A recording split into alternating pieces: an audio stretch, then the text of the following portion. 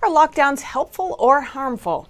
After months of some of the strictest lockdown policies, Chicago's mayor and New York's governor are shifting their message to say we must open up.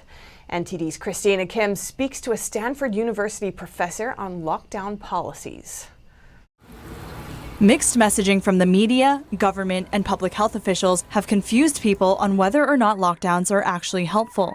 We speak to Dr. Jay Bhattacharya, a professor at Stanford University Medical School, a physician, health economist, and public health policy expert focusing on infectious diseases and vulnerable populations. Calling the lockdowns a failure of imagination in public health policy, Professor Bhattacharya says we must begin to reopen our economy in a safe way. The lockdowns are a failure of imagination in public health policy, and it's led to catastrophic damage both domestically and worldwide. I think we're going to be counting these costs for a long time. Bhattacharya recently co-authored a peer-reviewed study that compared virus cases in countries with strict lockdown policies like Italy, Germany, and England with countries with looser restrictions like South Korea and Sweden. The study showed draconian lockdown measures have no significant benefit. Bhattacharya says it isn't anyone's fault lockdowns aren't fully effective, since working-class people and essential workers can't afford to stay home indefinitely. The lockdowns have protected the rich. They protected people who can afford to work from home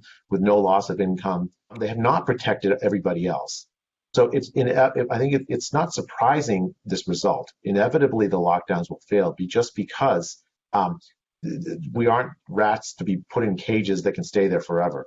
He says the lockdowns have devastated people's trust in public health because they seemed arbitrary and health officials gave contradictory advice. Bhattacharya encourages using public health messaging to tell people to socially distance and put resources toward vulnerable populations. He notes the pandemic has been enormously politicized and that the treatment of vulnerable populations like the elderly and those with pre-existing conditions should be based on science, not politics. The professor said he's witnessed censorship in the scientific community when discussing the pandemic. There's been this sort of spirit of censorship within the scientific community for people who don't agree with the majority view that is absolutely terrible for science. For science to continue, he says people must not demonize those with differing views and should instead return to open scientific discussion. Bhattacharya says, moving forward, public policies must protect the vulnerable, open schools, and start to lift the lockdowns safely.